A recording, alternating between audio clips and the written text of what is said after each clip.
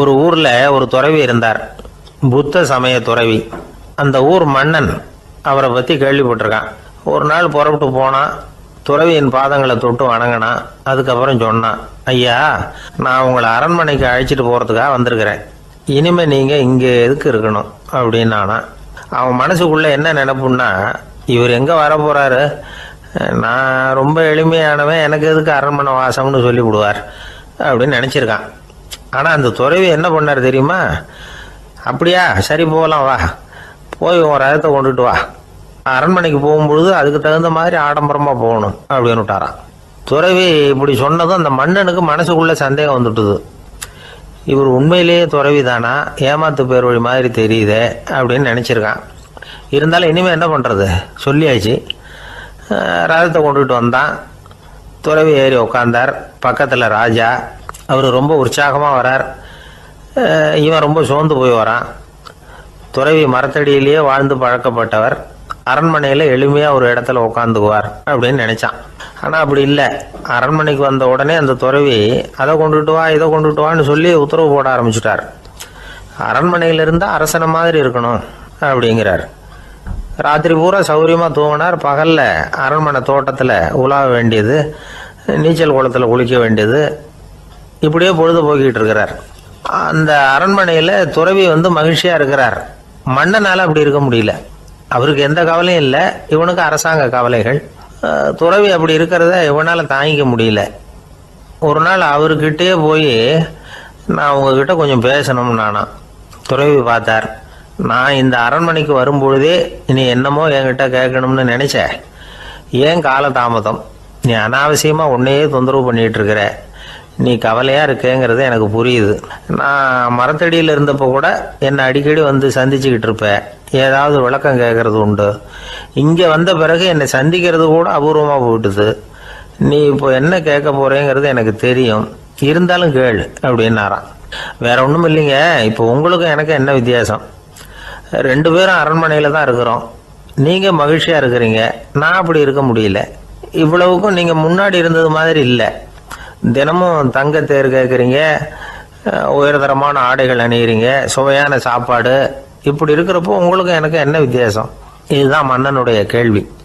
இதுக்கு பதில் சொல்றேன், என் கூட புறப்பட்டு வா, இந்த நகரத்துக்கு வெளியில போவோம் அப்படின்னு சொல்லி அரசனை கூப்பிட்டுக்கிட்டு ஊர் எல்லைக்கு சேர்ந்தார் துறவி. அங்க போய் சொன்னார், இதை பாருப்பா, இந்த இடத்த தான் தேடிக்கிட்டு இருந்தேன். இனிமே நான் திரும்பி வர போறதில்ல. நீ என்னோட வர்றியா, திரும்பி போறியா அப்படின்னார். நான் எப்படிங்க உங்க கூட வர முடியும்? என்னுடைய நாடு, என்னுடைய சொத்துக்கள், மனைவி, மக்கள் எல்லாத்தையும் விட்டுட்டு எப்படிங்க வர்றதுன்னா. இப்ப அந்த துறவி சொன்னார், இப்ப வித்தியாசத்தை தெரிஞ்சுக்கிட்டியா? நான் அரண்மனையில் இருந்தேன், எல்லா வித பொருள்களும் உடையவனா இருந்தேன், ஆனா எதையும் சொந்தம் கொண்டாடுறவனா இருக்கல. ஆனா நீ அப்படி இல்லை, எல்லாத்தையும் சொந்தம் கொண்டாடிட்டு இருக்கிற. இதுதான் நமக்குள்ள வித்தியாசம் அப்படின்னு சொன்னார். அரண்மனை ஆடைகளை அப்படியே களைஞ்சார், அரசங்கிட்ட கொடுத்தார். உன்னுடைய ஆடைகளை நீயே வச்சுக்கோன்னார். அவர் பாட்டுக்கு நடந்து போனார், திரும்பியே பார்க்கல. அரசனுக்கு அப்பதான் தன்னுடைய அறியாமை விளங்குச்சான். இதுல இருந்து நாம புரிஞ்சுக்க வேண்டியது என்னன்னா, இந்த உலகத்துல எத்தனையோ பொருள்கள், அதையெல்லாம் முறையா பயன்படுத்தினா மகிழ்ச்சி. அதை விட்டுட்டு அதுக்கெல்லாம் சொந்தம் கொண்டாட ஆரம்பிச்சா கவலை. நம்ம ஆட்கள் சொந்தம் கொண்டாடுற விதமே தனி. ஒரு ஆளு இன்னொருத்தங்கிட்ட ஒரு கொடை கடன் வாங்கியிருந்தான், திருப்பி கொடுக்கல. கொடையை கொடுத்தவன் கேட்டான், என்கிட்ட கடன் வாங்கினிய கொடை, அதை கொஞ்சம் திருப்பி தர்றியான்னா. அது உனக்கு இப்போ அவசரமா தேவைப்படுதா அப்படின்னு கேட்டான் இவன். எனக்கு தேவைப்படல, அந்த கொடையை நான் யாருக்கிட்ட வாங்கியிருந்தேனோ அவனுக்கு இப்போ அது அவசரமா தேவைப்படுது அப்படின்னு அந்த ஆள்.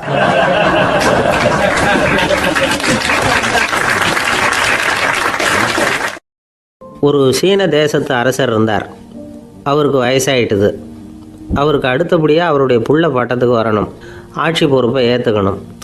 ஒரு நல்ல தலைவனுக்கு இருக்க வேண்டிய பண்புகள்லாம் தன்னுடைய மகனுக்கு இருக்கணும்னு விரும்பினார் அந்த அரசர். அதனால் இளவரசனை பக்கத்தில் இருந்த ஒரு குரு கிட்ட அனுப்புனார். இளவரசன் அவர்கிட்ட போய் சேர்ந்தான். அந்த குரு என்ன பண்ணார் தெரியுமா? இவனை பார்த்து சொன்னார், இதை பாருப்பா, நீ என்ன பண்ணுற, இப்போவே பக்கத்தில் இருக்கிற காட்டுக்கு போ, நடு காட்டில் போய் ஒரு இடத்துல உட்காந்துக்கோ. அங்கே என்னென்ன சத்தம்லாம் உன் காதில் விழுதுன்னு கவனிச்சு கேளு. உன் காதில் விழுந்த ஓசைகள் என்னென்னங்கிறத என்கிட்ட சொல்லு, அதுதான் எனக்கு தெரியணும், உனக்கு வேலையும் அதுதான் அப்படின்னு சொல்லி அனுப்பி வச்சுட்டார். இளவரசன் காட்டுக்கு போனான். குரு சொன்னபடியே ஒரு இடத்துல உட்காந்து கவனித்து கேட்டான். அதுக்கப்புறம் குருக்கிட்ட திரும்பி வந்தான். என்னென்ன சத்தம்லாம் கேட்ட அப்படின்னு கேட்டார் குரு. குருவே, காட்டில் நான் பறவைகள் சத்தம்லாம் கேட்டேன், மிருகங்களின் ஓசையையும் கேட்டேன், இதை தவிர இடி மின்னல் மழை இதுகளோட சத்தத்தையும் கேட்டேன் அப்படின்னா. குரு யோசனை பண்ணார், நீ இன்னமும் சரியாக கேட்கல, அதனால் மறுபடியும் காட்டுக்கு போ, கொஞ்ச நாள் தங்கியிருந்து கேட்டுட்டு வா அப்படின்னார். இளவரசனுக்கு ஒன்றும் புரியல. இருந்தாலும் குருவின் கட்டளையாச்சே, மறுக்க முடியுமா? உடனே அவன் மறுபடியும் காட்டுக்கு போனான். ஒரு இடத்துல உட்காந்தான். கொஞ்ச நேரம் உன்னிப்பாக கவனித்து கேட்டான். சில நாள் கழித்து குருக்கிட்ட திரும்பி வந்தான். குருவே, இந்த தடவை சில துல்லியமான சத்தங்களை எல்லாம் கேட்டான். தேனி பறக்கிற சத்தம், நீரோடையின் மெல்லிய ஓசை, இதெல்லாம் கேட்டேன்னா. குரு சிரித்தார். நீ மறுபடியும் காட்டுக்கு போ, இன்னும் சில நாள் அங்கே இரு, முழுமையாக கவனமாக கேட்டுக்கிட்டு வா அப்படின்னு சொல்லி அனுப்பி வச்சுட்டார். இளவரசனுக்கு குழப்பம் அதிகமாயிட்டுது. ஒன்றுமே புரியல. மறுபடியும் காட்டுக்கு போனான். மௌனமாக ஒரு இடத்துல உட்காந்துட்டான். அப்படியே தியானத்தில் ஆழ்ந்துட்டான். சில நாளில் அவனுக்கு இதுவரை கேட்காத ஓசைகள்லாம் கேட்க ஆரம்பிச்சிட்டுது. இதைத்தான் நான் கேட்கணும்னு என்னுடைய குரு எதிர்பார்த்துருக்கிறாருங்கிறத புரிஞ்சுக்கிட்டான். உடனே குருக்கிட்ட ஓடனான். குருவே, இந்த தடவை காதுகளுக்கு கேட்க முடியாத சில ஓசைகளை கூட என்னால் உணர முடிஞ்சுது. பூ மலருகிற ஓசை, சூரியனால் பூமி சூடாகிறப்போ எழுகிற ஓசை, காலை பனித்துளி இந்த புல்லுலாம் குடிக்கிற ஓசை, இது எல்லாம் என்னால் நல்லா கேட்க முடிஞ்சுது அப்படின்னா. குருவுக்கு இப்போ தான் திருப்தி ஏற்பட்டு தான். இளவரசனை பார்த்து சொன்னார், இதை பாருப்பா, இப்போ தான் நாட்டை ஆளுகிற தகுதி உனக்கு வந்திருக்குது அப்படின்னு சொல்லி அதுக்கு விளக்கமும் கொடுத்தாராம்.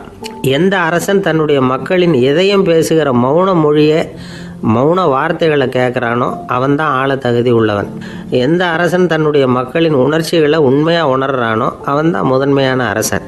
போலி வார்த்தைகளை மட்டும் கேட்டுட்டு பல மௌன ராகங்களை காதில் வாங்கிக்காதவன் அரசனே இல்லை. எந்த நாட்டில் எப்போ ஒரு அரசன் தன்னுடைய மக்களின் உணர்ச்சிகளை கேட்க மறுக்கிறானோ அன்னையிலேருந்தே அந்த நாடு அழிய தொடங்குது அப்படின்னு அர்த்தம். இதுதான் அந்த குரு இளவரசனுக்கு போதிச்சது. வாயால் பேசுகிறத மட்டும் கேட்டு ஏமாறக்கூடாது, உணர்ச்சிகளையும் கேட்கறதுல தான் மனப்பக்குவம் உண்டாகும். மக்கள் உணர்ச்சிகளை புரிந்து கொள்ளாத அரசர்கள் நீடிச்சிருக்க முடியாது. அது மாதிரி நாடுகளில் அடிக்கடி குழப்பம் தான் உண்டாகும். அப்படி இருந்தால் அடிக்கடி ஆட்சி மாறிக்கிட்டு இருக்கும். அப்படிப்பட்ட ஒரு தேசம், அங்கே ஒரு சிறைச்சாலையில் 3 கைதிகள் பேசிக்கிட்டு இருந்தாங்க. ஒருத்தன் சொன்னான், நான் இந்த நாட்டு ராஜாவை எதிர்த்து பேசிக்கிட்டு இருந்தேன், அதனால் என்னை பிடிச்சி கொண்டாந்து இங்கே போட்டுட்டாங்க அப்படின்னா ஒருத்தன். இன்னொருத்தன் சொன்னான், நான் இந்த நாட்டு ராஜாவை ஆதரித்து பேசிக்கிட்டு இருந்தேன், அதனால் என்னை பிடிச்சி கொண்டாந்து இங்கே தள்ளி விட்டாங்க அப்படின்னா. அது சரி, நீ என்ன தப்பு பண்ண அப்படின்னு சொல்லி 3வது ஆளை பார்த்து இவங்க கேட்டாங்க. அதுக்கு அந்த ஆள் சொல்கிறான், நான் தான் இந்த நாட்டு ராஜா அப்படின்னா.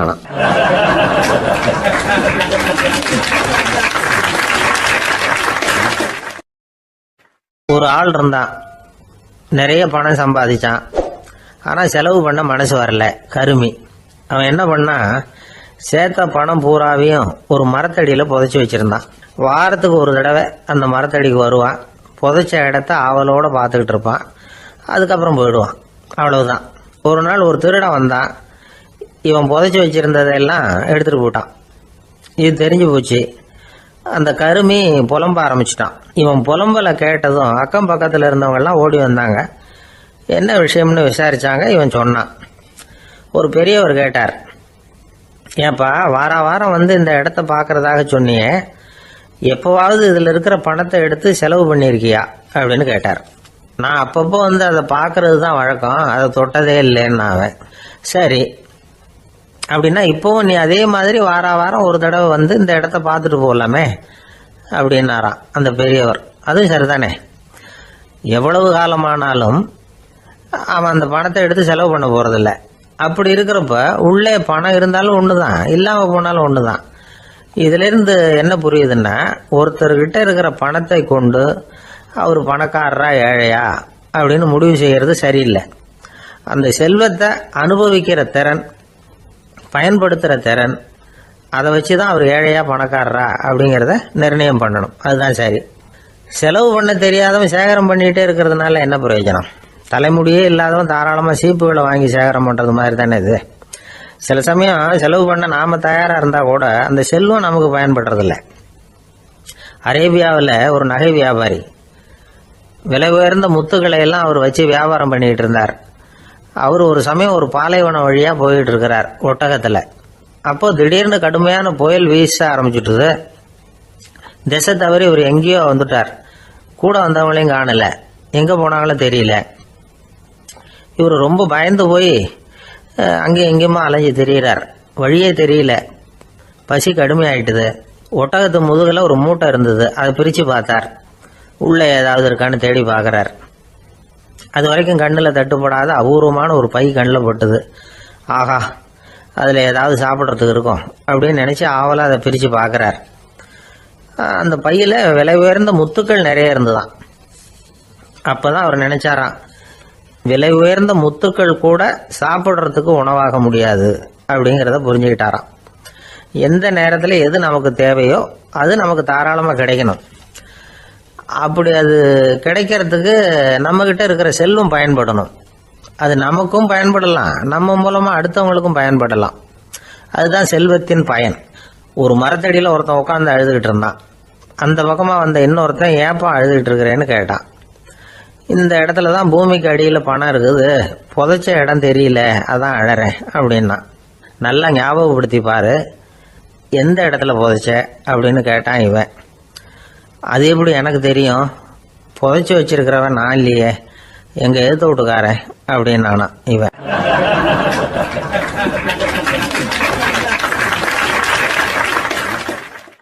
சில பேரை இப்படி சொல்றது உண்டு. அடுத்தவங்களை அனுசரித்து நடந்துக்க தெரியல, அவன் என்ன சார் மனுஷன் அப்படிம்பாங்க. சக மனிதர்களோட எப்படி பழகிறது அப்படின்னு தெரியாதனாலேயே பல பேர் இன்னைக்கு சங்கடப்பட்டுக்கிட்டு இருக்கிறாங்க. வசதி வாய்ப்பெல்லாம் சரியா இருக்கும், ஆனால் வாழ்க்கை சரியா இருக்காது. இன்னொருத்தர்கிட்ட எப்படி பேசுறது பழகிறதுங்கிறது தெரியாதனால தான் இந்த அவஸ்தை. சரி, இந்த அவஸ்தை இல்லாமல் வாழறது எப்படி? இதுக்கு அனுபவசாலிகள் சில வழிமுறைகளை சொல்றாங்க. அதெல்லாம் என்னென்னங்கிறத இப்போ தெரிஞ்சுக்குவோம். முதல்ல நம்ம நாக்கு நம்ம கண்ட்ரோலில் இருக்கணும். வார்த்தைகளை கொட்டி விட்டு அதுக்கப்புறம் அள்ள முடியாமல் கிடந்து கஷ்டப்படக்கூடாது. எப்படி பேசுகிறோங்கிறதும் முக்கியம், பேசுகிறப்ப எப்படி முகத்தை வச்சிருக்கிறோங்கிறதும் முக்கியம். அன்பாக பேசினாலும் நல்லா இருக்கும். அப்படி பேசுகிறப்ப ஆதரவாக அவர் தோள் மேலே ஒரு கையை போட்டுக்கிட்டு பேசினா இன்னமும் நல்லா இருக்கும். ரெண்டாவது விஷயம், இன்னொருத்தர்கிட்ட பேசுகிறப்போ வாக்குறுதிகளை அள்ளி வீசக்கூடாது. கொடுக்குற வாக்குறுதி குறைச்சலாக இருக்கணும். அப்படி கொடுத்த வாக்குறுதியை கண்டிப்பாக நிறைவேற்றணும். நாம் ஒருத்தரை பாராட்டுறோம் அல்லது அவரை பற்றி அபிப்பிராயம் சொல்கிறோம்னா அது ஆக்கப்பூர்வமாக இருக்கணும்.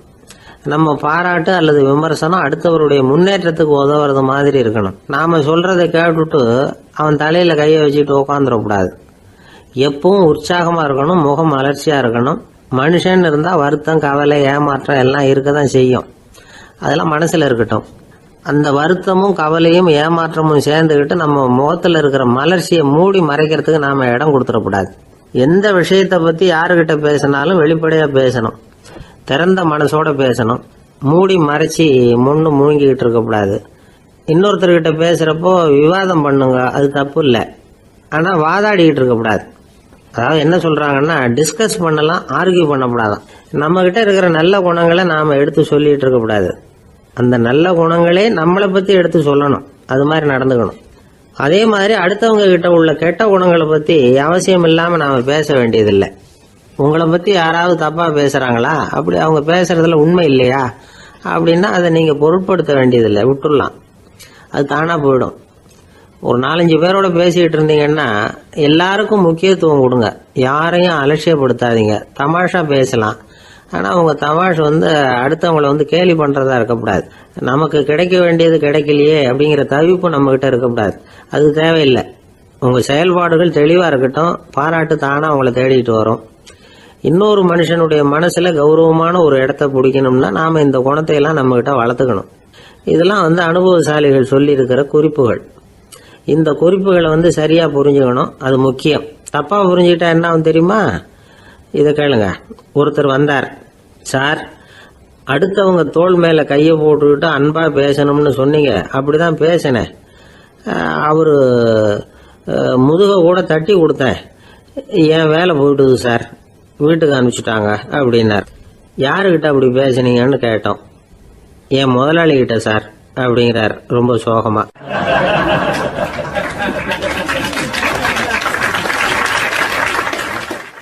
ஒரு சின்ன பையன் வந்தான்.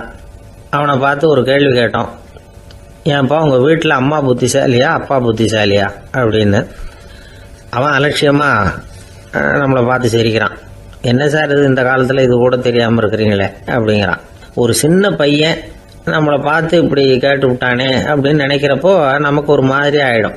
அதுக்கப்புறம்தான் இந்த தாத்தா பாட்டிலாம் சொல்கிற ஒரு கதை ஞாபகத்துக்கு வந்தது. அது என்ன கதை தெரியுமா? ஒரு ஊரில் ஒரு அம்மாவும் பிள்ளையும் இருந்தாங்களாம். அந்த மகனுக்கு திடீர்னு தேசாந்திரம் போய் வரணும்னு ஆசை வந்துட்டுது. ஊராக போய் சுற்றி பார்க்கணுங்கிற ஆசை. அந்த அம்மாவுக்கு இது பிடிக்கல. மகனை பிரிஞ்சு இருக்கிறதுக்கு அவங்க மனசு இடம் கொடுக்கல. வேணாப்பான்னு சொல்லி பார்த்தாங்க, அவன் கேட்கல. திடீர்னு புறப்படவும் செஞ்சுட்டான். சரி, இனிமேல் அவனை தடுக்க முடியாதுன்னு முடிவு பண்ணிக்கிட்டாங்க அந்த அம்மா. இருந்தாலும் புத்திசாலித்தனமாக ஒரு யோசனை பண்ணாங்க. மகனை கிட்டத்தில் கூப்பிட்டாங்க. அவங்ககிட்ட சொன்னாங்க, இதை பாருப்பா, நீ தேசாந்திரம் போகிறதுன்னு தீர்மானம் பண்ணிவிட்ட, அதை நான் தடுக்கலை, போயிட்டு வந்துடும். ஆனால் போகிறதுக்கு முன்னாடி எனக்கு ஒரு வாக்குறுதி கொடுத்துட்டு போ அப்படின்னாங்க. போகிறப்போ ராத்திரியாக இருந்தாலும் பகலாக இருந்தாலும் சரி, புளிய மரத்து நிழலில் தான் தங்கணும்.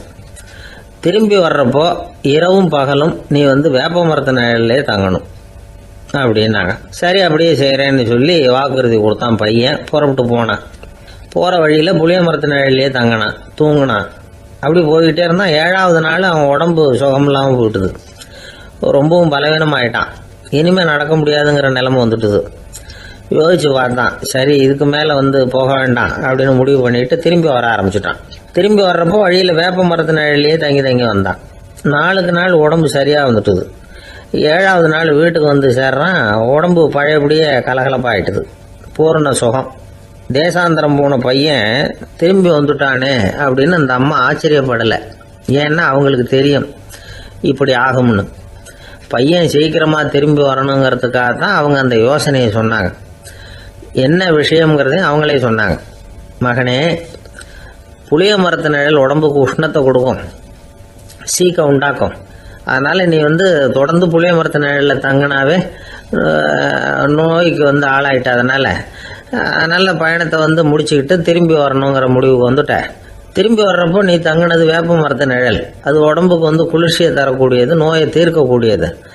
அதனால் சுகமாக வீட்டுக்கு சேர்ந்துட்ட. உன்னோட தேசாந்திர பயணத்தை தடுக்கிறதுக்காக தான் இப்படி பண்ணினேன் அப்படின்னாங்களாம் அந்த அம்மா. பார்த்தீங்களா அம்மாவோட புத்திசாலித்தனத்தை? அப்பாவாக இருந்தால் இப்படியா பண்ணுவார்? ஒரு அப்பா பையன்கிட்ட 10 ரூபா கொடுத்து இதை எடுத்துக்கிட்டு அடுத்த ஊருக்கு போய் அங்கே இருக்கிற மாமா கிட்ட இதை கொடுத்துட்டு வாடா, வழியில் எங்கேயாவது மரத்தடியில் படுத்து தூங்கி விடாதே அப்படின்னு எச்சரிக்கை பண்ணி அனுப்புனாராம். பையனுக்கு எச்சரிக்கையாக வாழறது எப்படிங்கிறத கற்றுக் கொடுக்கறதுக்காக இப்படி பண்ணார். அவன் பணத்தை வாங்கிக்கிட்டு போனான். அப்பா சொன்னதை மறந்துட்டு ஒரு மரத்தடியில் படுத்து தூங்கிட்டான். அவனுக்கு தெரியாமல் அவன் பின்னாடியே போன அப்பா அவன் கையில் இருந்த அந்த 10 ரூபாயை நைஸாக எடுத்துகிட்டு வந்துட்டார். அவன் பையில் தானே வச்சுருந்தான், அது தெரியாமல் எடுத்துகிட்டு வந்துட்டார். அவன் தூங்கிக்கிட்டு இருக்கான். எடுத்துகிட்டு ஒரு மறுபடியும் வீட்டுக்கு வந்துட்டார். பையன் முழிச்சுக்கிட்டு பையை தடவி பார்க்குறான், பணத்தை காணும். அழுதுகிட்டே திரும்பி வந்தான். அப்பா கிட்ட விஷயத்த சொன்னான். அப்பா சிரிச்சுக்கிட்டே சொன்னார், அதுக்கு தான்ப்பா ஆரம்பத்திலேயே எச்சரிக்கை பண்ணினேன், இனிமேலாவது நீ ஜாக்கிரதையாக இருக்கணும் அப்படிங்கிறதுக்காக தான் இப்படி பண்ணினேன். அந்த பணம் எங்கேயும் போயிடல, நான் தான் அதை உனக்கு தெரியாமல் எடுத்து வச்சிருக்கிறேன். இதோ பாரு அப்படின்னு சொல்லிக்கிட்டு சைடு பாக்கெட்டில் கையை விட்டா அது ஓட்டையாக இருக்குது. அதை எவனோ ஏற்கனவே கத்திரிச்சு எடுத்துகிட்டு போயிட்டான். இப்போ அப்பா முகத்தில் அசடு வழிஞ்சுதான்.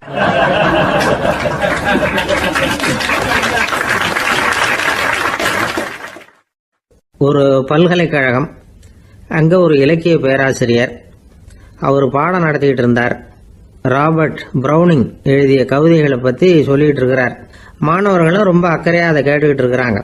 ஒரு குறிப்பிட்ட கவிதையை பற்றி சொல்லும் பொழுது அந்த பேராசிரியருக்கே ஒரு சந்தேகம். அதாவது அந்த கவிதையின் சரியான அர்த்தம் என்னங்கிறதுல சந்தேகம். பேராசிரியர் யோசனை பண்ணார். அந்த கவிதையை முழுசாக புரிஞ்சிக்க முடியல.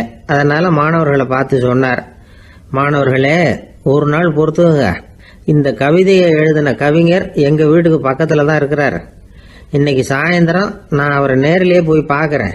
பார்த்து இதுக்கு என்னங்க அர்த்தம்னு கேட்டுக்கிட்டு வந்துடுறேன். அதுக்கப்புறம் உங்ககிட்ட சொல்கிறேன் அப்படின்னாராம். அன்னைக்கு சாயந்தரமே அந்த பேராசிரியர் கவிஞரை தேடிக்கிட்டு போயிட்டார். கவிஞர் அவங்க வீட்டில் அவர் பாட்டு உட்காந்துருந்தாராம். இவர் போய் அவர் முன்னாடி உட்காந்தார். அப்புறம் கேட்டார், ஐயா, அந்த கவிதையின் முழு பொருள் என்னன்னு தெரிஞ்சுட்டு போகிறதுக்காக வந்திருக்கிறேன் அப்படின்னாராம். எந்த கவிதை அப்படின்னாராம் அவர். இவர் அந்த கவிதையை சொல்லியிருக்கார்.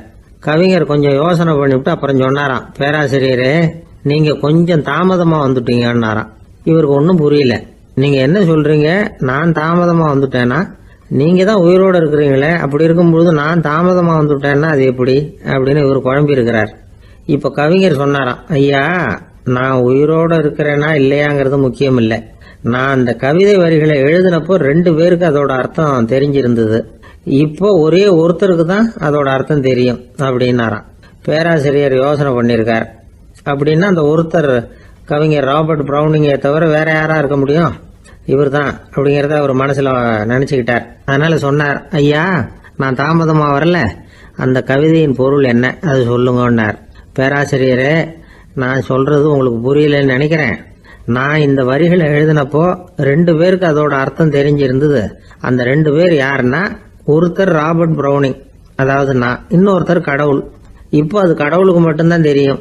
நானே இதை பத்தி பல தடவை யோசனை பண்ணி பார்த்தேன். இது ரொம்ப அழகானது, ஆனாலும் ரொம்ப வழுக்கலானது.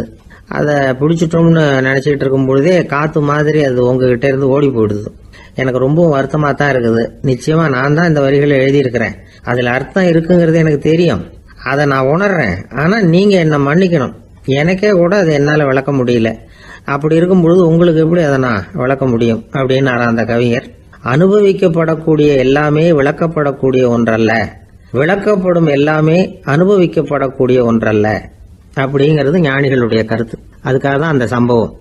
வாழ்க்கையில் நீங்கள் தொடர்ந்து ஆய்வு செய்து கொண்டே இருக்கக்கூடிய விளக்கங்களை ஒருபோதும் அடைய முடியாத பரிமாணங்கள் இருக்கிறதுனால தான் அது அலுப்பு தட்டாமல் இருக்குது.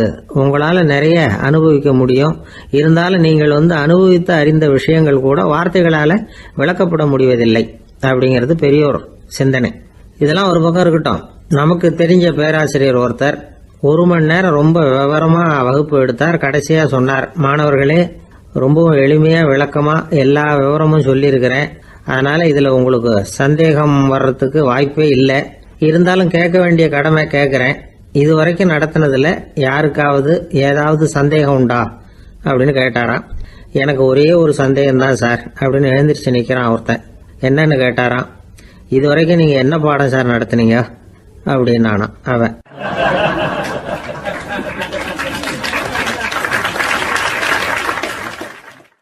ஒருத்தன் எப்படி நடந்துக்கிறாங்கிறத வச்சு தான் அந்த ஆள் எப்படிங்கிறத நாம முடிவு பண்றோம். ஆளுமைன்னு சொல்றோம்ல, அதுக்கு சூழ்நிலைகளை ஆளுகின்ற தன்மை அப்படின்னு விளக்கம் கொடுக்கிறார் ஒரு உளவியல் நிபுணர். சரி, ஒரு மனிதனுடைய ஆளுமையை உருவாக்குகிற விஷயங்கள் என்னென்ன? பிறப்பு, வளர்க்கப்பட்ட விதம், படிப்பு, நண்பர்கள், சமுதாயம், இப்படி நிறைய உண்டு. ஆளுமையின் அடிப்படையில் சில மனநோய்கள் உண்டாகுது. அதெல்லாம் என்னென்னங்கிறத தெரிஞ்சு வச்சுக்கிட்டோம்னா நம்ம கூட இருக்கிறவங்களை அடையாளம் கண்டுபிடிக்கிறதுக்கு ரொம்ப உபயோகமாக இருக்கும். ஃப்ரெனாய்டு ஆளுமை அப்படின்னு ஒன்று. இந்த கோளாறு உள்ளவங்க எப்படி இருப்பாங்க தெரியுமா? அதிக உணர்ச்சி, சந்தேகம், பொறாமை இதெல்லாம் அதிகமாக இருக்கும். வளைஞ்சு கொடுக்க மாட்டாங்க. அடுத்தவங்களோட இணக்கமான உறவு இருக்காது. அவங்க செய்கிற தப்புக்கெல்லாம் அடுத்தவங்களை குறை சொல்லிட்டு இருப்பாங்க. இது ஒரு ரகம். அடுத்தது ஸ்கிசாய்டு ஆளுமை அப்படின்னு சொல்கிறாங்க. இந்த கோளாறு உள்ளவங்க அடுத்தவங்களோட பழக கூச்சப்படுவாங்க. சின்ன வயசுலேயே இது ஆரம்பமாயிடுது. பகல் கனவுலேயே சஞ்சரிப்பாங்க. அவங்களுடைய விரோதம், கோபம் இதை கூட வெளியில் காட்டிக்க முடியாமல் இருப்பாங்க. இவங்களுக்கு அகமுகம், பிரச்சனைகள்லேருந்து ஒதுங்கி எதுலேயும் ஈடுபாடு இல்லாதவங்களா இருப்பாங்க. இப்படி ஒரு ரகம். அடுத்தது சைக்ளோதமிக் ஆளுமை அப்படின்னு சொல்கிறாங்க. அது என்னன்னா, உணர்ச்சிகளில் ஏற்றத்தாழ்வு அதிகமாக இருக்குமா. சில சமயம் பார்த்தா மகிழ்ச்சியாக இருப்பாங்க, சில சமயம் சோகமாக உட்காந்துருப்பாங்க. அவங்க மனநிலைக்கு தகுந்த மாதிரி சமூக நிகழ்ச்சிகளில் பங்கெடுத்துக்குவாங்க. இன்னொரு வகை என்னன்னா, எண்ணப்பீடிகை ஆளுமை அப்படின்னு பேர் வச்சிருக்கிறாங்க. அதுக்கு இவங்களுக்கெல்லாம் கரெக்டாக இருக்கணும், எல்லாம் சட்டத்திட்டம், எதுலேயும் ஒரு ஒழுங்குமுறை, இப்படி எதிர்பார்க்குற மனோபாவம். இவங்க எதிர்பார்ப்புக்கும் அரண்முறைக்கும் மற்றவங்க கட்டுப்படணும்னு நினைப்பாங்க. இந்த நிலைமை நீடிச்சா என்ன ஆகும் தெரியுமா? அலைக்கழிக்கிற எண்ணங்கள் திரும்ப திரும்ப ஒரே செயலை செய்ய தூண்டுற மன தளர்ச்சிக்கு ஆளாயிடுறாங்க. அடுத்தது ஹிஸ்டீரியா ஆளுமை. சின்ன விஷயத்தையெல்லாம் பெருசுபடுத்தி நாடகமாக்குற நடிகர்கள் இவங்க. உணர்ச்சி அதிகம் உள்ளவங்க. இவங்க மன எழுச்சியில் பக்குவமின்மை, குழந்தைத்தனம், முதிர்ச்சியின்மை எல்லாம் இருக்கும். தன்னலம் மிக்க குணம். பிறர் தன்னை மட்டுமே கவனிக்கணும்னு நினச்சி செயல்படுறது, இதெல்லாம் இவங்க அடையாளம். அடுத்த ரகம் எப்படின்னா வளர்ச்சியற்ற ஆளுமைன்னு சொல்றாங்க. அடுத்தவங்களோட இணங்கி போக முடியாதவங்க, அறிவு, மன எழுச்சி, சமூக உறவு இதுல எல்லாம் போதுமான வளர்ச்சியையும் நிறைவையும் பெற முடியாதவங்க, இவங்களால வாழ்க்கையில முன்னேற முடியாது. பிச்சைக்காரங்க, குற்றவாளிகள், இவங்க கிட்ட எல்லாம் இது மாதிரியான ஆளுமை அதிகமா இருக்குமா. அடுத்தது என்னன்னா சோர்வுடைய ஆளுமை. எதுலேயும் உற்சாகம் இல்லாமல் சோர்ந்து போயிருப்பாங்க. அதுக்கெல்லாம் நமக்கு வலிமை இல்லைப்பா அப்படின்னு சொல்லிட்டு இருப்பாங்க. சின்ன விஷயங்களுக்கெல்லாம் அதிர்ச்சி அடையிறது, வாழ்வின் சுவையை அனுபவிக்க முடியாதவங்க. இன்னொரு ரகம், இது கொதித்தெழும் ஆளுமைங்கிறாங்க. எதுக்கு எடுத்தாலும் ஆத்திரம், குரோதம், வன் செயல் இதுல எல்லாம் ஈடுபாடு, இப்படி உள்ளவங்க. நத்தை வகை ஆளுமை அப்படின்னு ஒன்று. அடுத்தவங்க மேல விரோதம் இருக்கும், அடிக்கணுங்கிற எண்ணம் இருக்கும். ஆனா அதை அப்படியே வெளியில காட்டாம அதே சமயம் அமைதியான முறையில வெறுப்பை வெளிக்காட்டுற ரகம். இவங்கெல்லாம் பேசாம கம்முன்னு இருந்துகிட்டே நினைச்சதை நிறைவேற்றிடுவாங்க. முன்ஜாக்கிரதை ஆளுமை அப்படின்னு ஒரு ரகமா. பாதுகாப்பின்மை, சந்தேகம், முழுமையின்மை, அறவேக்காட்டுத்தனம் இந்த மனப்போக்கு அதிகமா இருக்கிறதுனால அகம்பாவம், புடிவாதம், எச்சரிக்கை எல்லாம் அளவுக்கு மீறி இருக்கும். இதுவரைக்கும் நாம பேசிக்கிட்டு இருந்த ஆளுமை பண்புகள் அளவுக்கு அதிகமா போயிட்டுதுன்னா ஆளுமை கோளாறுகள் ஏற்படும். அதன் அடிப்படையில் மனவியாதிகள் வருமா. அதனால இணக்கமான, எல்லாரும் விரும்புகிற இயல்பான ஆளுமையை பெறுவதற்கு நாம முயற்சி செய்யணும் அப்படிங்கிறது மனோதத்துவ நிபுணர்களுடைய ஆலோசனை. ஒருத்தர் ஒரு மனோதத்துவ டாக்டரை தேடிட்டு வந்தாராம். டாக்டர், எனக்கு மனசுல ஏதோ வியாதி, ஆளுமை கோளாறு, அதாவது எனக்கு சீக்கிரமா செத்து போனா தேவையில்லைன்னு தோணுது அப்படின்னாராம். உடனே அந்த டாக்டர், சரி அப்படின்னா இங்கே இருங்க, நான் வைத்தியம் பார்க்கறேன் அப்படின்னாராம்.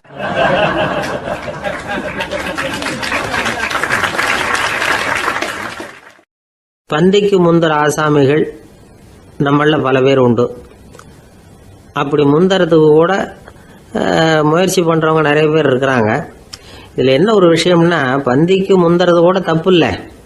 ஆனா அப்படி ஒரு விருந்துல ஆளா போய் உட்காந்து சாப்பிட்டா கூட வெளியில வர்றப்ப என்ன பெரிய விருந்து வச்சுட்டான், சாம்பார்ல உப்பு இல்லை, ரசத்துல காரம் இல்லை அப்படின்னு குறை சொல்லிட்டே வர்றது இருக்கு பாருங்க. அது சரியில்லை, நாகரிகமும் இல்லை. கல்யாண பத்திரிகையில என்ன போட்டிருக்குது, என் பொண்ணுக்கும் இன்னார் பையனுக்கும் கல்யாணம், எல்லாரும் குடும்பத்தோட வந்திருந்து மணமக்களை ஆசீர்வதிக்கணும், இப்படித்தானே போட்டிருக்கோம். குடும்பத்தோட விருந்து சாப்பிட்டு சாப்பாடு எப்படி இருக்குன்னு அபிப்பிராயம் சொல்லிவிட்டு போங்க அப்படின்னா போட்டிருக்கு கல்யாண பத்திரிகையில. ஒருத்தர் வீட்டு விசேஷத்துக்கு போயிருக்கோம்னா எவ்வளவோ அசௌகரியங்கள் நமக்கு ஏற்படலாம். ஏராளமான கூட்டம் வந்திருக்கும். எல்லாரையும் அவங்க தனித்தனியாக கவனிச்சுக்கிட்டு இருக்க முடியாது. நாம தான் அனுசரித்து நடந்துக்கணும். நாமளா போய் வாழ்த்த வேண்டியவங்களை வாழ்த்தி விட்டு சேரணும். அதை விட்டுட்டு பத்திரிக்கை கொடுத்தானேன்னு போனேன், கவனிப்பே சரியில்லை அப்படின்னு புலம்பிக்கிட்டு இருக்கக்கூடாது. ஒரு விருந்துக்கு போனால் அங்கே எப்படி நடந்துக்கணும் அப்படிங்கிறத பற்றி கூட அனுபவசாலிகள் சில விவரங்கள்லாம் சொல்லியிருக்கிறாங்க.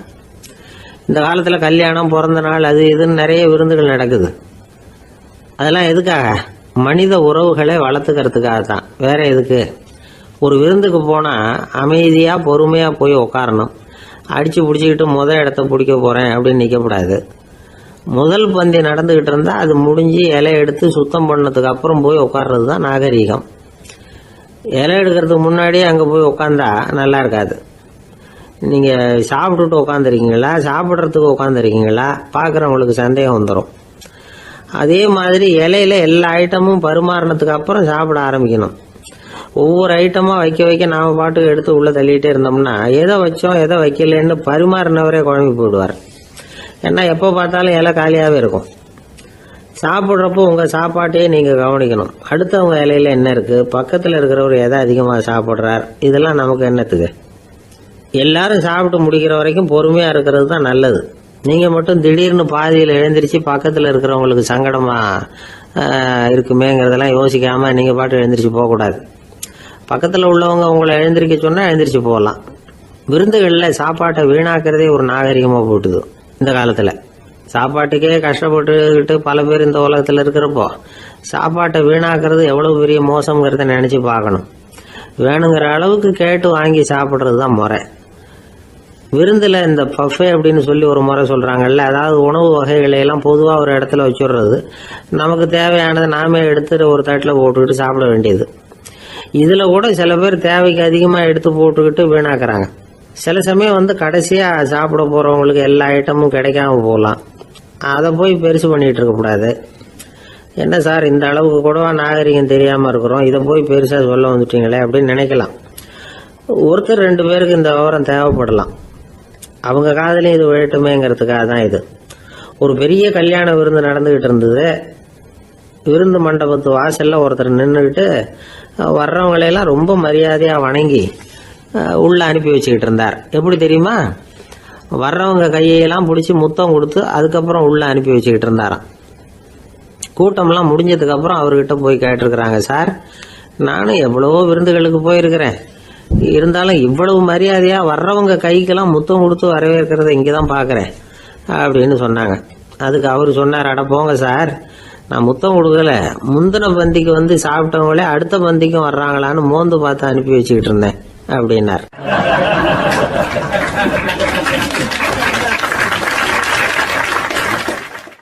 ஒருத்தர் முகத்தை தொங்க போட்டுக்கிட்டு ஒரு மாதிரியாக வந்தார். என்ன விஷயம்னு விசாரித்தேன். என்னுடைய நண்பன் ஒருத்தங்கிட்ட கருத்து வேறுபாடு, இனிமேல் நமக்குள்ளே எந்த சம்மந்தமும் வேணாம்னு நட்பை முறிச்சிட்டு வந்துட்டேன்னா. நண்பர்கள்னு இருந்தால் கருத்து வேறுபாடு வரத்தான் செய்யும்னு. கருத்து வேறுபாடு வராமல் இருக்கிறதுக்கு ஏதாவது வழி உண்டா அப்படின்னு கேட்டாங்க. அதை பற்றி நிபுணர்கள் சில யோசனைகளை சொல்லியிருக்கிறாங்கன்னு. முதல் விஷயம் என்னென்னா, உங்கள் நண்பனுக்கு ஒரு செய்தி சொல்லணும்னா அதை நீங்களே நேரடியாக சொல்லுங்கள், அல்லது உங்கள் கைப்பட கடிதம் எழுதுங்க. அதாவது நேரடி தொடர்பு முக்கியம். அதை விட்டுட்டு இன்னொருத்தர் மூலமாக நண்பர்களுக்கு செய்தி அனுப்புனா நீங்கள் சொல்கிற செய்தி அப்படியே போய் சேராது, அது சேதமாயிடும். கூட்டி குறைச்சி சொல்லிவிடுவாங்க, அது குழப்பத்தில் கொண்டாந்து விட்டுரும். இது ஒரு யோசனை. 2வது யோசனை என்னென்னா, நீங்கள் ஒரு நல்ல காரியத்தை செய்யும் பொழுது உங்கள் நண்பரையும் சேர்த்துக்குங்க, அவருக்கும் அதில் ஒரு ஈடுபாட்டை உருவாக்குங்க. 3வது யோசனை, நம்ம பக்கத்தில் இருக்கிற நண்பர் மகிழ்ச்சி அடைகிற மாதிரி ஏதாவது செய்யணும். சின்ன சின்ன செயல்களாக இருந்தாலும் பரவாயில்ல, அவர் நமக்கு எதுவும் செய்யலையே, நாம் எதுக்கு செய்யணும் அப்படின்னு நினச்சிக்கிட்டு இருக்கக்கூடாது. 4வது யோசனை என்னென்னா, உங்களுக்கு ஒரு பிரச்சனையா அல்லது உங்கள் நண்பருக்கு ஒரு பிரச்சனையா, எதுவாக இருந்தாலும் 2 பேரும் சேர்ந்து உட்காந்து ஆலோசனை பண்ணுங்கள். நம்ம யோசனையும் கேட்கப்படுதே அப்படிங்கிற நினைப்பே அவருக்கு வந்து ஒரு மன நிறைவை உண்டாக்குமா. 5வது யோசனை, உங்கள் நண்பர் ஏதோ ஒரு காரியத்தை செய்கிறார், நீங்கள் உடனே அவசரப்பட்டு நீ செய்கிறது தப்புன்னு தீர்ப்பு சொல்லக்கூடாது. அவர் அதை செய்யறதுக்கான நியாயங்கள் எவ்வளோ இருக்கும், அதை புரிஞ்சுக்கிறதுக்கு முயற்சி பண்ணணும். 6வது யோசனை, உங்கள் நண்பர் என்ன சொன்னாலும் அதை பொறுமையாக கேளுங்க. அவர் சொல்கிறத புரிஞ்சுக்கணும், அவர் சொல்ல விரும்புகிறத புரிஞ்சுக்கணும், அவர் சொல்ல முடியாமல் தவிக்கிறதையும் புரிஞ்சுக்கணும். இப்படி 3 விதமாகவும் அவரை புரிஞ்சுக்கிட்டு அதுக்கு தகுந்த மாதிரி செயல்படணும். 7வது யோசனை என்னென்னா, உங்கள் நண்பர் உங்ககிட்ட வந்து ஏதோ ஒரு கருத்தை சொல்கிறார், அது உங்களுக்கு பிடிக்கல, அதுக்காக உடனே நீ சொல்கிறது சரியில்லை, நான் ஒத்துக்க மாட்டேன் அப்படின்லாம் மறுத்துக்கிட்டு இருக்கக்கூடாது. அவர் சொல்கிறத கேட்கணும், பொறுமையாக சிந்திக்கணும், அதுக்கப்புறம் பதில் சொல்லணும். இப்படிலாம் நடந்துக்கிட்டால் நண்பர்களுக்குள்ள கருத்து வேறுபாடு வர்றதுக்கு வாய்ப்பே இருக்காது அப்படின்னு வல்லுநர்கள் தொகுத்து சொல்லியிருக்கிறாங்க இந்த யோசனைகளை. எனக்கு தெரிஞ்ச சில நண்பர்கள் உண்டு, அவங்களுக்குள்ளேயும் கருத்து வேறுபாடுகள் வராமல் இருக்கிறதுக்கு சில நுட்பங்களை கையாளுறது உண்டு. ஒருத்தர் சொன்னார், அந்த டாக்டர் சின்ன வயசுலேருந்து என் கூட பழகினவர், நாங்கள் 2 பேரும் இணை பிரியாத நண்பர்கள், இருந்தாலும் எனக்கு உடம்பு சரியில்லைன்னா நான் அவர்கிட்ட வைத்தியம் பார்த்துக்க மாட்டேன் அப்படின்னார் ஒருத்தர். ஏன் அப்படின்னு கேட்டேன். எங்கள் நட்பு கெட்டுப்படக்கூடாது இல்லையா, அதனால தான் அப்படின்னார் இவர்.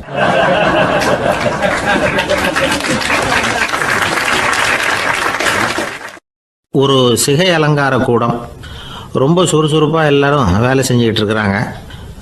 முடிவெட்டிக்க வந்திருக்கிறவங்க நிறைய பேர், எல்லாரும் வரிசையாக உட்காந்துருக்குறாங்க. அந்த சமயத்தில் திடீர்னு கதவை திறந்துக்கிட்டு ஒருத்தர் உள்ளே வர்றார். அவர் ஒரு பெரிய மனிதர், அவரும் முடிவெட்டிக்கிறதுக்காக தான் உள்ளே வந்திருக்கிறார். அவரை பார்த்த உடனே அங்கே வரிசையில் உட்காந்துருந்தவங்க எல்லாரும் எழுந்திரிச்சு அவர்கிட்ட வந்துட்டாங்க. அவரை சுற்றி நின்றுக்கிட்டாங்க. எப்படி இருக்கிறீங்க, நல்லா இருக்கீங்களா அப்படின்னு விசாரிக்க ஆரம்பிச்சிட்டாங்க. எல்லாம் முடிஞ்சதும் வந்தவர் கேட்டார், வரிசையில் கடைசியாக இருக்கிறவர் யார் அப்படின்னு கேட்டார். ஏன்னு கேட்டாங்க. நான் அதுக்கு அடுத்தபடியாக உட்காரணும், அதுக்காக தான் கேட்குறேன் அப்படின்னார். உடனே அங்கே இருந்தவங்கள்லாம் என்ன சொன்னாங்க தெரியுமா, நீங்கள் வந்து வரிசையில் காத்திருக்கக்கூடாது, நீங்கள் அரசாங்கத்தின் தலைவர், உங்களுக்கு நேரம் முக்கியம், அதனால் நீங்கள் முன்னாடி போங்க அப்படின்னு சொன்னாங்க. ஆனால் அதை அவர் கேட்கல. தோழர்களே, உங்களுடைய கருத்துக்கு ரொம்ப நன்றி, எல்லாரும் வரிசையாக தான் வரணும், அதுதான் முறை, வரிசையில் வரணுங்கிற நடைமுறையை நானும் பின்பற்ற விரும்புகிறேன், நாம் எல்லாரும் சமமானவர்கள் அப்படின்னார். இப்படி சொல்லிவிட்டு வரிசையில் கடைசியாக இருந்த ஒரு நாற்காலியில் போய் உட்காந்துக்கிட்டார். தன் சட்டை பையில் இருந்த ஒரு செய்தித்தாளை எடுத்தார், படிக்க ஆரம்பிச்சிட்டார். ஆனால் அங்கே இருந்தவங்களால இதை பார்த்துக்கிட்டு சும்மா இருக்க முடியல. ஒருத்தர் எழுந்திரிச்சு வந்தார். ஐயா, இப்போ என்னுடைய முறை வந்திருக்குது, நான் தான் போக வேண்டிய முறை.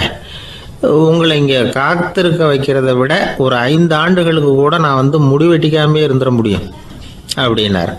அவர் மறுபடியும் சொன்னார், ஐயா, நீங்கள் வரிசை முறையை தாண்டி போக விருப்பப்படல, சரி, ஆனால் என்னுடைய முறையை மாற்றி கொடுக்கறதுக்கு எனக்கு முழு உரிமை இருக்குது. இதுக்கு பதிலாக உங்களுடைய கடைசி இடத்த நான் எடுத்துக்கிறேன், இதை நீங்கள் மறுக்க முடியாதுன்னார். அங்கே இருந்த மற்றவங்களும் இதை ஒரு மனசாக வற்புறுத்த ஆரம்பிச்சிட்டாங்க. அந்த பெரிய மனிதர் பார்த்தார், சரின்னு கடைசியாக ஒத்துக்கிட்டார். அவர் யார் தெரியுமா? அவர் தான் மாவீரர் லெனின். ரஷ்யாவில் கிரெம்ளின் சிகை அலங்கார கூடத்தில் தான் இது நடந்தது. எல்லாரும் இந்நாட்டு மன்னர்கள்னு வாயளவில் பேசுறதுல என்ன பிரயோஜனம்?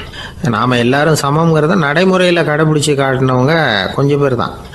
அவங்களில் ஒருத்தர் தான் லெனின். வரிசையில் நின்று வர்றதுங்கிறது ஒரு சிறந்த பண்பு, உயர்ந்த பண்பு. இன்றைக்கி பல இடங்களில் அது நமக்கு தேவைப்படுது. ஒரு ரேஷன் கடைவாசல், கடை திறக்கிறதுக்கு முன்னாடியே எல்லாரும் வரிசையில் நின்றுட்டாங்க. கடைசியாக வந்த ஒருத்தர் கியூவில் முன்னாடி போகிறதுக்கு முயற்சி பண்ணுறார். ஏற்கனவே நின்றுட்டு இருக்கிறவங்க அவரை முன்னாடி போகிறதுக்கு விட மாட்டேங்கிறாங்க. கடைசியாக போய் நில்லையா அப்படின்னு எல்லாரும் கத்துறாங்க. அதான் அவர் காதில் வாங்கலை, முண்டி அடிச்சுக்கிட்டு முன்னாடி போகிறதுக்கே முயற்சி பண்ணிகிட்டு இருக்கிறார். எல்லாரும் சேர்ந்து அவரை வலுக்கட்டாயமாக இழுத்து கொண்டாந்து பின்னாடி கொண்டு போய் நிறுத்திவிட்டாங்க. நிறுத்திவிட்டு சொன்னாங்க, இதை பாருப்பா, நாங்கள் இருக்கிற வரைக்கும் நீங்கள் முன்னாடி போய் எதையும் வாங்க முடியாது, தெரிஞ்சுக்கோ அப்படின்னாங்க. இப்போ அந்த ஆள் சொன்னாராம், நான் இங்கே பின்னாடி நிற்கிற வரைக்கும் நீங்களும் எதுவும் வாங்க முடியாது அப்படின்னாராம். ஏன்னு கேட்டிருக்கிறாங்க. நான் தான் அந்த கடையை திறக்க வேண்டிய ஆள் அப்படின்னா.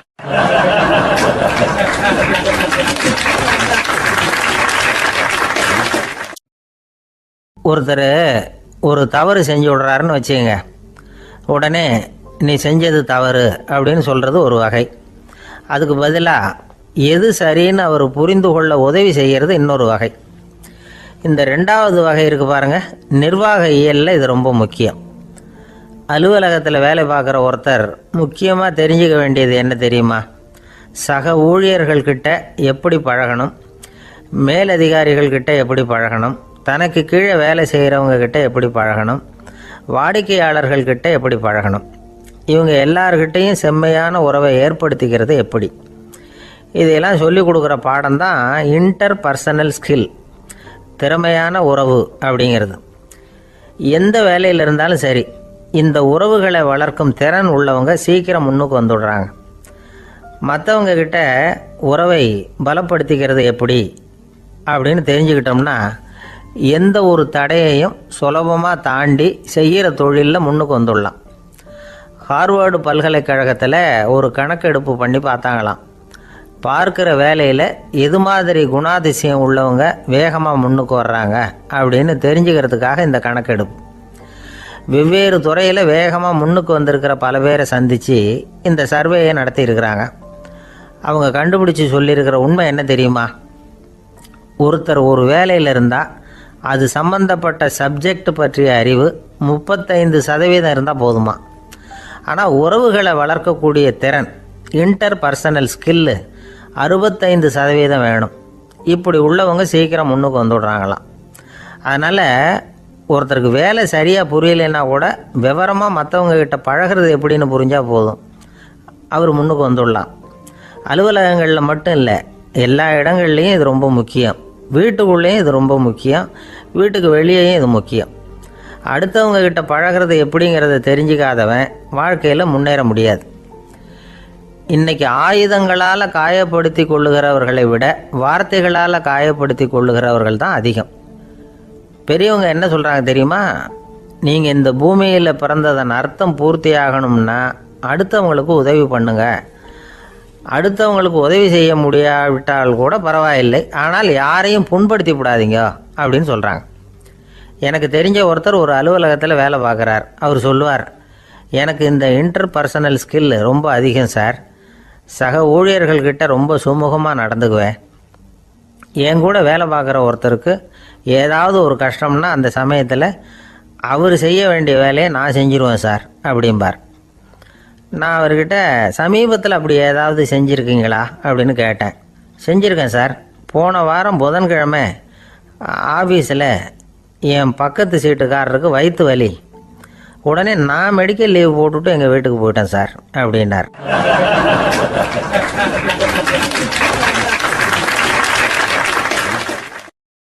ஒரு நண்பர், அவர்கிட்ட பேசிக்கிட்டு இருந்தேன்.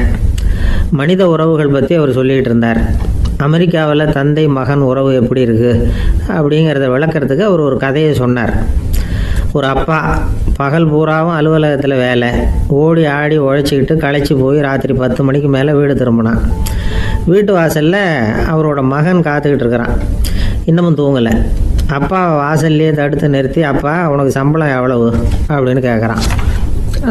ஏற்கனவே ஆஃபீஸ் பிரச்சனைகளால் அழுத்து போய் திரும்புகிற அப்பாவுக்கு கோவம் வந்துடுது. என்னடா இப்படிலாம் கேளுன்னு உங்கள் அம்மா உனக்கு சொல்லி கொடுத்தாளா அப்படின்னு சொல்லிவிட்டு உள்ளே போய் சட்டையை கட்டி மாட்டி விட்டு குளிச்சு விட்டு மறுபடியும் வெளியில் வந்து உடையை மாற்றுகிற சமயம் அப்போ மறுபடியும் மகன் உள்ளே வந்து நிற்கிறான் அவர் முன்னாடியே. அப்பா உனக்கு எவ்வளவு சம்பளங்கிறான் மறுபடியும். அப்பாவுக்கு எரிச்சல் அதிகமாகிட்டுது. மணிக்கு $20 போதுமா அப்படின்னார். அப்படின்னா எனக்கு ஒரு $10 தர முடியுமான்னா மகன். இதுக்கு தான் என் சம்பளம் எவ்வளவுன்னு கேட்டியா? 2ஆம் வகுப்பு படிக்கிற உனக்கு எதுக்குடா $10 அப்படின்னு கத்திவிட்டு தொலைக்காட்சி பெட்டியின் முன்னாடி போய் உட்காந்துக்கிட்டு ஏதோ நிகழ்ச்சியை பார்க்க ஆரம்பிச்சிட்டார். கொஞ்ச நேரம் கழித்து மறுபடியும் மகன் வந்து நிற்கிறான். அப்பா ப்ளீஸ் எனக்கு ஒரு $10 கொடுக்க முடியுமா? மகனுடைய கண்களில் கண்ணீர். என்னடா அவன் கண்ணீரை காட்டி காரியம் சாதிக்கலாம்னு பார்க்குறியா? ஒரு காசு கூட கொடுக்க மாட்டான் போ அப்படின்னு விரட்டி விட்டான். மகன் கண்ணீரை தொடச்சிக்கிட்டே கண்ணை தொடச்சிக்கிட்டு பேசாமல் போய் படுத்துக்கிட்டானா. கொஞ்ச நேரம் ஆச்சு. அப்பாவோட கோபம் கொஞ்சம் கொஞ்சமாக குறைஞ்சிது. பிள்ளைகிட்ட கோபமாக கத்துனது தப்பு தாங்கிறது புரிஞ்சுது அவனுக்கு. எழுந்திரிச்சு போனான், படுக்கை இறக்கி போனான். மகனை பார்த்தான். அவன் தலையணையை கட்டி பிடிச்சிக்கிட்டு அழுதுகிட்டு இருக்கிறான். அவனை மெல்ல நெருங்கி அவங்ககிட்ட எதமாக பேசுகிறதுக்கு ஆரம்பித்தானான். எதுக்குடா உனக்கு $10 பள்ளிக்கூடத்தில் கேட்டாங்களா அப்படின்னு கேட்டானான். மகன் சொல்லியிருக்கான், இல்லை டாடி, உனக்கு 1 மணி நேரம் சம்பளம் $20ன்னு சொன்னேன். நீ ஏற்கனவே எனக்கு கொடுத்த பாக்கெட் மணி $10 என்கிட்ட இருக்குது. இப்போ நீ இன்னொரு $10 கொடுத்தீங்கன்னா அதையும் சேர்த்து $20 ஆகிடும். அந்த $20 நான் உனக்கு கொடுத்துருவேன். அப்படி கொடுத்தா நீ என் கூட 1 மணி நேரம் செலவழிப்ப இல்லையா? அதுக்காக தான் $10 கேட்டேன் அப்படின்னு சொன்னானான். அந்த அப்பா கண்ணு கலங்கி போச்சான். ஆதரவோடு தன்னுடைய மகனை கட்டி பிடிச்சி அழ ஆரம்பிச்சிட்டாராம். இதுதான் நண்பர் சொன்ன கதை. அமெரிக்கா மட்டும் இல்லை, உலகம் பூராவும் இன்றைக்கி மனித உறவுகள் இப்படி தான் மாறிட்டு இருக்கு. பெரியவர்கள் அறிவுரை என்ன தெரியுமா? உங்கள் குழந்தைகளிடமிருந்து குழந்தை பருவத்தை பிரித்து விடாதீர்கள் அப்படிங்கிறது தான். அதாவது இன்றைய குழந்தைகள் தங்கள் பிருந்தாவனத்தை இழந்து விடுகிறார்கள் அப்படிங்கிறது அவங்களுடைய கருத்து. இந்த நிலைக்கு நாம் காரணமாக இருந்துடக்கூடாது. குழந்தைகளோட விளையாடுவோம், குடும்பத்தோடு உறவாடுவோம் அப்படிங்கிறது தான் நம்முடைய நோக்கமாக இருக்கணும். இன்றைய உறவு முறைக்கு இன்னொரு உதாரணம் சொல்லுவாங்க. ஒருத்தர் வந்தாராம். அவர் பக்கத்தில் ஒரு சின்ன பையன். நாம் அவரை விசாரிக்கிறோம், யார் இந்த பையன் அப்படின்னா அவர் சொல்கிறார், இவன் எனக்கு தூரத்து உறவு அப்படின்னாராம்.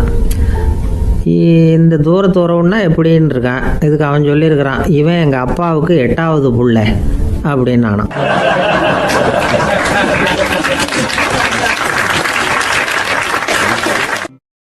கணவன் மனைவி அன்பாக இருக்கணும், ஒருத்தர் நல்லா புரிஞ்சுக்கணும், விட்டு கொடுக்குற மனப்பான்மை வேணும். அதுதான் ஒரு நல்ல குடும்பம். இன்றைக்கி பல குடும்பங்களில் அர்த்தமில்லாத சண்டைகள் தான் அதிகம்.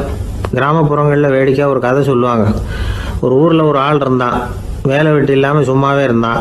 அவனுக்கு கல்யாணம் பண்ணி வச்சாங்களாம். மனைவி வந்து சேர்ந்தா. சும்மாவே உட்காந்துருக்கிறியே, ஏதாவது சம்பாதிக்கிற வழியை பாரு அப்படின்ட்டு இருக்கா. அதுக்கு தான் யோசனை பண்ணிகிட்டு இருக்கிறேன், ஒரு அருமையான ஐடியா அப்படின்னு நானா.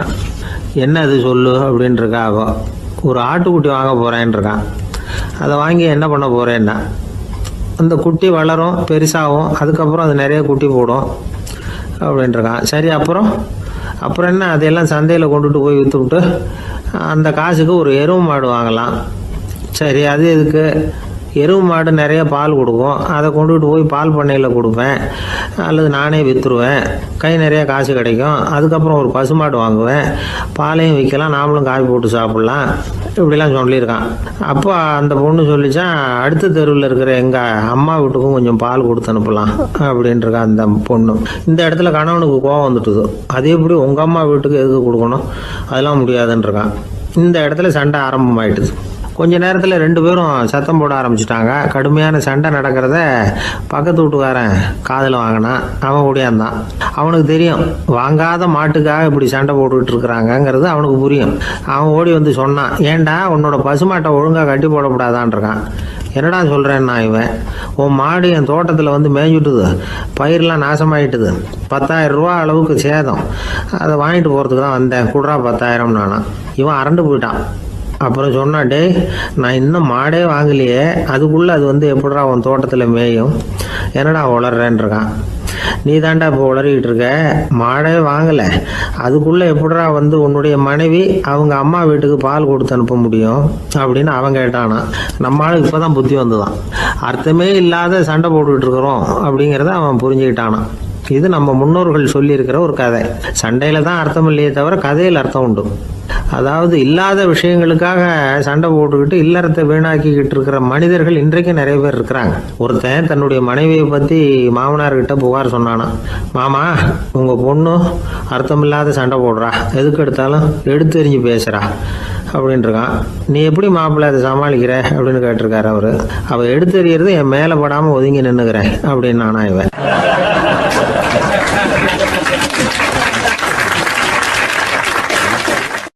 ஒரு ஊர்ல ஒரு துறவி இருந்தார், புத்த சமய துறவி. அந்த ஊர் மன்னன் அவரை பத்தி கேள்விப்பட்டிருக்கான். ஒரு நாள் புறப்பட்டு போனான், துறவியின் பாதங்களை தொட்டு வணங்கினான். அதுக்கப்புறம் சொன்னான், ஐயா நான் உங்களை அரண்மனைக்கு அழைச்சிட்டு போறதுக்காக வந்திருக்கிறேன், இனிமே நீங்க இங்க எதுக்கு இருக்கணும் அப்படின்னானா. அவன் மனசுக்குள்ள என்ன நினைப்புன்னா, இவர் எங்க வர போறாரு, நான் ரொம்ப எளிமையானவன், எனக்கு எதுக்கு அரண்மனை வாசம்னு சொல்லி விடுவார் அப்படின்னு நினைச்சிருக்கான். ஆனா அந்த துறவி என்ன பண்ணார் தெரியுமா, அப்படியா சரி போகலாம் வா, போய் உன் ரதத்தை கொண்டுட்டு வா, அரண்மனைக்கு போகும்பொழுது அதுக்கு தகுந்த மாதிரி ஆடம்பரமா போகணும் அப்படின்னு விட்டாரான். துறவி இப்படி சொன்னதும் அந்த மன்னனுக்கு மனசுக்குள்ள சந்தேகம் வந்துட்டுது. இவர் உண்மையிலேயே துறவி தானா, ஏமாத்து பேர் வழி மாதிரி தெரியுதே அப்படின்னு நினைச்சிருக்கான். இருந்தாலும் இனிமே என்ன பண்றது, சொல்லியாச்சு. ரதத்தை கொண்டுட்டு வந்தான். துறவி ஏறி உட்காந்தார். பக்கத்துல ராஜா, அவர் ரொம்ப உற்சாகமா வரார். இவன் ரொம்ப சோர்ந்து போய் வரான். துறவி மரத்தடியிலேயே வாழ்ந்து பழக்கப்பட்டவர், அரண்மனையில எளிமையா ஒரு இடத்துல உட்காந்துக்குவார் அப்படின்னு நினைச்சான். ஆனா அப்படி இல்லை. அரண்மனைக்கு வந்த உடனே அந்த துறவி அதை கொண்டுட்டு வா இதை கொண்டுட்டு வான்னு சொல்லி உத்தரவு போட ஆரம்பிச்சுட்டார். அரண்மனையில இருந்தா அரசனை மாதிரி இருக்கணும் அப்படிங்கிறார். ராத்திரி பூரா சௌரியமா தூங்கினார். பகல்ல அரண்மனை தோட்டத்துல உலாவ வேண்டியது, நீச்சல் குளத்துல குளிக்க வேண்டியது, இப்படியே பொழுது போக்கிட்டு இருக்கிறார்.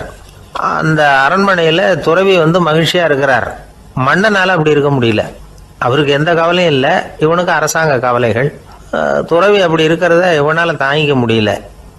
ஒரு நாள் அவர்கிட்டயே போய், நான் உங்ககிட்ட கொஞ்சம் பேசணும் நானா. துறவி பார்த்தார். நான் இந்த அரண்மனைக்கு வரும்பொழுதே நீ என்னமோ என்கிட்ட கேட்கணும்னு நினைச்ச, ஏன் காலதாமதம், நீ அனாவசியமா உன்னையே தொந்தரவு பண்ணிட்டு இருக்கிற, நீ கவலையா இருக்கேங்கிறது எனக்கு புரியுது. நான் மரத்தடியில் இருந்தப்போ கூட என்னை அடிக்கடி வந்து சந்திச்சுக்கிட்டு இருப்ப, ஏதாவது விளக்கம் கேட்கறது உண்டு. இங்க வந்த பிறகு என்னை சந்திக்கிறது கூட அபூர்வமா போயிட்டுது. நீ இப்போ என்ன கேட்க போறேங்கிறது எனக்கு தெரியும், இருந்தாலும் கேள் அப்படின்னாராம். வேற ஒண்ணும் இல்லைங்க, இப்போ உங்களுக்கும் எனக்கு என்ன வித்தியாசம், 2 பேரும் அரண்மனையில தான் இருக்கிறோம்.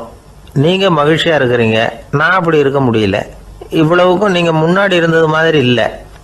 தினமும் தங்க தேர் கேட்குறீங்க, உயர்தரமான ஆடைகள் அணிகிறீங்க, சுவையான சாப்பாடு, இப்படி இருக்கிறப்போ உங்களுக்கு எனக்கு என்ன வித்தியாசம்? இதுதான் மன்னனுடைய கேள்வி. இதுக்கு பதில் சொல்றேன், என் கூட புறப்பட்டு வா, இந்த நகரத்துக்கு வெளியில போவோம் அப்படின்னு சொல்லி அரசனை கூப்பிட்டுக்கிட்டு ஊர் எல்லைக்கு வந்து சேர்ந்தார் துறவி. அங்க போய் சொன்னார், இதை பாருப்பா, இந்த இடத்த தான் தேடிக்கிட்டு இருந்தேன், இனிமே நான் வந்து திரும்பி வர போறதில்ல, நீ என்னோட வர்றியா திரும்பி போறியா அப்படின்னார். நான் எப்படிங்க உங்க கூட வர முடியும், என்னுடைய நாடு, என்னுடைய சொத்துக்கள், மனைவி மக்கள் எல்லாத்தையும் விட்டுட்டு எப்படிங்க வர்றதுன்னா. இப்ப அந்த துறவி சொன்னார், இப்ப வித்தியாசத்தை தெரிஞ்சுக்கிட்டியா, நான் அரண்மனையில் இருந்தேன், எல்லா வித பொருள்களும் உடையவனா இருந்தேன், ஆனா எதையும் சொந்தம் கொண்டாடுறவனா இருக்கல. ஆனா நீ அப்படி இல்லை, எல்லாத்தையும் சொந்தம் கொண்டாடிக்கிட்டு இருக்கிற, இதுதான் நமக்குள்ள வித்தியாசம் அப்படின்னு சொன்னார். அரண்மனை ஆடைகளை அப்படியே கலைஞர் அரசங்கிட்ட கொடுத்தார். உன்னுடைய ஆடைகளை நீயே வச்சுக்கோன்னார். அவர் பாட்டுக்கு நடந்து போனார், திரும்பியே பார்க்கல. அரசனுக்கு அப்பதான் தன்னுடைய அறியாமை விளங்குச்சான். இதுல இருந்து நாம புரிஞ்சுக்க வேண்டியது என்னன்னா, இந்த உலகத்துல எத்தனையோ பொருள்கள், அதையெல்லாம் முறையா பயன்படுத்தினா மகிழ்ச்சி. அதை விட்டுட்டு அதுக்கெல்லாம் சொந்தம் கொண்டாட ஆரம்பிச்சா கவலை. நம்ம ஆட்கள் சொந்தம் கொண்டாடுற விதமே தனி. ஒரு ஆளு இன்னொருத்தங்கிட்ட ஒரு கொடை கடன் வாங்கியிருந்தான், திருப்பி கொடுக்கல. கொடையை கொடுத்தவன் கேட்டான், என்கிட்ட கடன் வாங்கினிய கொடை, அதை கொஞ்சம் திருப்பி தர்றியான்னா.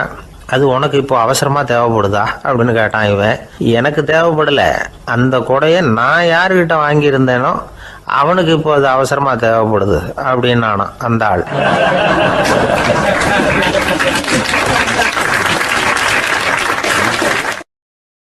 ஒரு ஊர்ல ஒரு புகழ்பெற்ற பத்திரிகையாளர் இருந்தார். அவர் ஒரு நாள் திடீர்னு இறந்து போயிட்டார். அதுக்கப்புறம் நேராக சொர்க்கத்துக்கு போனார். சொர்க்கத்தின் வாசல்ல நின்றுகிட்டு இருந்த ஒருத்தர் அவரை தடுத்தார்.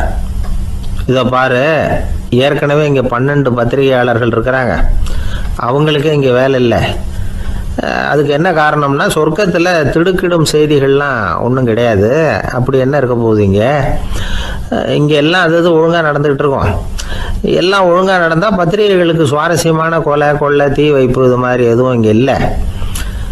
ஏற்கனவே இங்கே இருக்கிறவங்க எல்லாரும் மரத்தடியில் உட்காந்துக்கிட்டு தியானம் பண்ணிகிட்டு இருக்கிறாங்க. அந்த ஒரே செய்தி தான் தினமும் இங்கே வந்துக்கிட்டு இருக்குது. அதை படிக்கிறதுக்கே இங்கே ஆள் கிடையாது. அதனால் நான் என்ன சொல்கிறேன்னா, நீ பேசாமல் நரகத்துக்கே போயிடு. அங்கே எவ்வளவோ நிகழ்ச்சிகள் நடந்துக்கிட்டு இருக்கு. அங்கே தான் அதிகமான பத்திரிகையாளர்கள் தேவைப்படுறாங்க. அங்கே உனக்கு நிறைய வேலை இருக்கும். அதை செய்கிறதில்ல நீயும் மகிழ்ச்சியாக இருக்கலாம் அப்படின்னு சொன்னாராம். அங்கே அந்த சொர்க்கத்தின் வாசலில் நின்றுக்கிட்டு இருந்தவர். இந்த பத்திரிகையாளர் அங்கேயே நின்று கொஞ்சம் யோசனை பண்ணார். இவருக்கு சொர்க்கத்திலே இருக்கணும்னு தான் ஆசை. அதனால மெதுவாக அவர்கிட்ட பேசினாராம். ஐயா, என்னை ஒரு 24 மணி நேரம் இங்கே உள்ளே இருக்கிறதுக்கு அனுமதி கொடுங்க. இங்கே இருக்கிற பல பத்திரிகையாளர்களை எனக்கு தெரியும். அவங்களில் சில பேரை சமாதானப்படுத்தி மெதுவாக பேசி நரகத்துக்கு அனுப்பி வச்சுட்றேன். நான் இங்கே இருந்துக்கிறேன். உங்கள் கணக்குப்படி 12 பேருக்கு மேலே இங்கே தாண்டாது, அப்படி பார்த்துக்கிறேன் அப்படின்னாராம். அவரும் யோசனை பண்ணி பார்த்துட்டு, சரி அப்படியே உனக்கு அனுமதி கொடுக்குறேன், ஆனால் ஒரு விஷயம், 24 மணி நேரம் தான் அனுமதி, அதுக்குள்ளே எல்லாம் நடக்கணும் அப்படின்ட்டுருக்கார். சரின்னு சொல்லிவிட்டு இந்த பத்திரிகையாளர் உள்ளே போனார். யோசனை பண்ணார். திட்டம் போட்டு ஒரு பொருளையை கிளப்பி விட்டார். சக பத்திரிகையாளர்கள் எல்லாம் கூப்பிட்டு சொன்னாராம், இந்த பாருங்க, நரகத்தில் ஒரு பெரிய தினசரி பேப்பரை கொண்டுகிட்டு வர்றதுக்காக திட்டம் போட்டுக்கிட்டு இருக்காங்க. அதுக்கு பல அதிகாரிகள் தேவைப்படுறாங்க. நிறைய சம்பளம் கிடைக்கும். யார் யாரெல்லாம் நரகத்துக்கு போக ஆசைப்படுறாங்களோ அவங்கெல்லாம் போகலாம் அப்படின்னு ஒரு பொருளையை கிளப்பி விட்டார். 24 மணி நேரம் கழித்து வாசல் பக்கம் போனார். அங்கே இருந்தவர்கிட்ட எத்தனை பேர் வெளியேறினாங்கன்னு விசாரிச்சாராம்.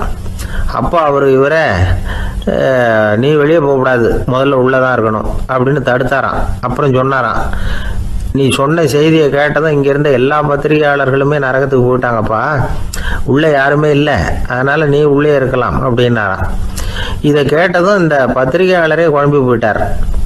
ஒருவேளை உண்மையிலேயே நரகத்தில் புதுசாக பத்திரிகை ஏதாவது ஆரம்பிக்க போகிறாங்களோ அப்படின்னு அவரே நினைக்க ஆரம்பிச்சிட்டாராம். அப்புறம் சொன்னாராம், ஐயா என்னை விட்டுருங்க, நான் நரகத்துக்கே போயிடுறேன், அங்கே ஏதோ விசேஷம் இருக்கணும் அப்படின்னாராம். இல்லைன்னா இத்தனை பேரும் ஒட்டுமொத்தமாக அங்கே போகிறதுக்கு சான்ஸே இல்லை, என்னை தடுக்காதீங்கன்னு கெஞ்ச ஆரம்பிச்சிட்டாராம். மற்றவங்க நம்பணுங்கிறதுக்காக ஒரு பொருளையை கிளப்பி விட்டார். கடைசியில் தானே அந்த பொருளைக்கு ஆளாயிட்டார். அதாவது பிறரை ஏமாற்றிய அவரது மனம் கடைசியில் அவரையே ஏமாற்ற ஆரம்பிச்சுட்டு பாருங்க. நீங்கள் இப்படி அடுத்தவங்களை ஏமாத்துறதுக்கு உங்கள் மனசை பழக்கப்படுத்துறீங்க, ஆனால் கடைசியில் அதனால் நீங்களே ஏமாற்றப்படுகிறீர்கள் அப்படிங்கிறது பெரியவர்களுடைய புத்திமதி. அதனால் உங்கள் மனசுக்கிட்ட ரொம்ப எச்சரிக்கையாக இருங்கோ அப்படிங்கிறாங்க. நம்ம ஆளுங்க அங்கே போய் என்ன சொல்லுவாங்கன்னா, இந்த பாரு அங்கே போகாத இங்கே போகாதேன்னு பயமுறுத்துறது உண்டு. சில பேர் அங்கே பேய் இருக்குது, பிசாசு இருக்குது அப்படின்னு பொருளையை கிளப்பி விடுறது உண்டு. இருட்டு நேரம் காட்டு வழியாக ஒருத்தன் போய்கிட்டு இருக்கிறான். அங்கே பேய் பிசாசு நடமாட்டம் இருக்கிறதாக வதந்தி.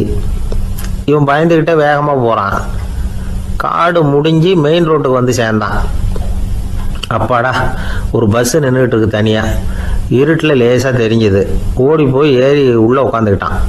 பயந்துக்கிட்டே போனவன் அப்புறம் தான் தெரியுது, உள்ள யாருமே இல்லை, டிரைவரும் இல்லை, கண்டக்டரும் இல்லை, வேற யாரும் இல்லை. இவனுக்கு பேய் பயம் அதிகமாக போட்டுது. ஏன்னா நடு ராத்திரி இந்த நேரம் பார்த்து அந்த பஸ்ஸு தானே நகர ஆரம்பிச்சுதான். இவனுக்கு இன்னும் பயம் அதிகமாக போட்டுது. ஏன்னா டிரைவர் சீட்டு காலியாக இருக்குது, பஸ்ஸு நகருது.